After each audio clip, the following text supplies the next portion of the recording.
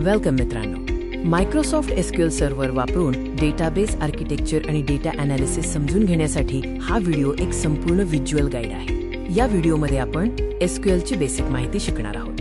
लाखो रेकॉर्ड्स हाताळण्यासाठी एक्सेल पुरेसे नाही, कारण एक्सेल क्रॅश होऊ शकते. RDBMS डेटा विभागाने टेबल्समध्ये करते आणि त्यांना रिलेशनशिप्सने जोडते, ज्यामुळे डेटाची पुनरावृत्ती टळते आणि वेग वाढतो. डेटाबेस म्हणजे डेटा ठेवण्याची जागा.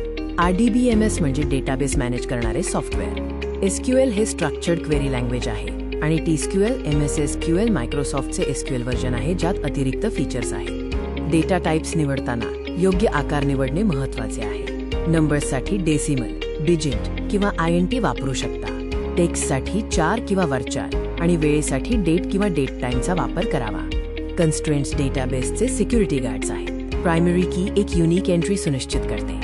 युनिक आणि नॉट नल विशिष्ट व्हॅल्यूजची खात्री देतात. डिफॉल्ट व्हॅल्यू न दिल्यास आपोआप सेट होते आणि आयडेंटिटी ऑटो इन्क्रीमेंट करतो.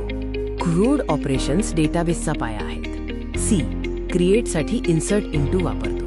R रीडसाठी सिलेक्ट. U अपडेटसाठी अपडेट सेट आणि D डिलीटसाठी डिलीट फ्रॉम वापरतो. डेटा डिलीट करण्यासाठी डिलीट आणि ट्रंकेट वापरले जातात. Delete row by row delete करतो आणि स्लो असतो, पण वेअर क्लॉज वापरता येतो. ट्रंकेट संपूर्ण टेबल एका झटक्यात रिकामा करतो आणि खूप फास्ट असतो, पण वेअर क्लॉज वापरता येत नाही. डेटा फिल्टर करण्यासाठी लॉजिकल ऑपरेटर्सचा उपयोग होतो. ND साठी दोन्ही अटी पूर्ण होणे आवश्यक आहे. OR साठी कोणतीही एक अट पुरेशी आहे. EN अनेक OR अटींसाठी सोपा मार्ग आहे आणि बिटवीन दिलेल्या रेंजमधील डेटासाठी वापरला जातो. लाईक ऑपरेटर पॅटर्न शोधण्यासाठी वापरला जातो. वाइल्डकार्ड % कोणत्याही लांबीसाठी आणि अंडरस्कोर फक्त एका अक्षरासाठी वापरला जातो, ज्यामुळे विशिष्ट पॅटर्नमधील डेटा शोधता येतो. ॲग्रिगेट फंक्शन्स कार्यकारी डॅशबोर्ड तयार करण्यासाठी मदत करतात. काउंट, सम, AVG, MEN आणि मॅक्स सारखी फंक्शन्स वापरून तुम्ही हजारो रेकॉर्ड्सचा सारांश एकाच ठिकाणी पाहू शकता.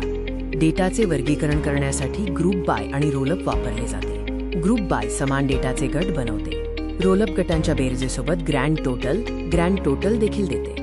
वेअर आणि हॅव्हिंग मध्ये फिल्टरिंगचा फरक आहे. वेअर ग्रुप तयार होण्यापूर्वी वैयक्तिक रो फिल्टर करतो. हॅव्हिंग ग्रुप तयार झाल्यानंतर संपूर्ण गटाला ग्रुप फिल्टर करतो. केस स्टेटमेंट डायनामिक डेटासाठी आयोडाईन मोनोफ्लोराइड एल्स प्रमाणे काम करते. याच्या मदतीने आपण डेटाबेसमध्ये नवीन अटींवर आधारित कॅटेगरीज, उदा सॅलरी बँड्स तयार करू शकतो.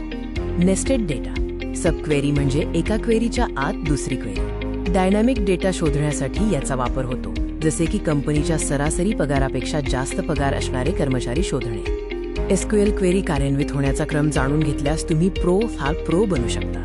फ्रॉम जॉईन पासून सुरुवात होऊन where, group by, having, select, order by आणि शेवटी टॉप पर्यंत ही प्रक्रिया चालते.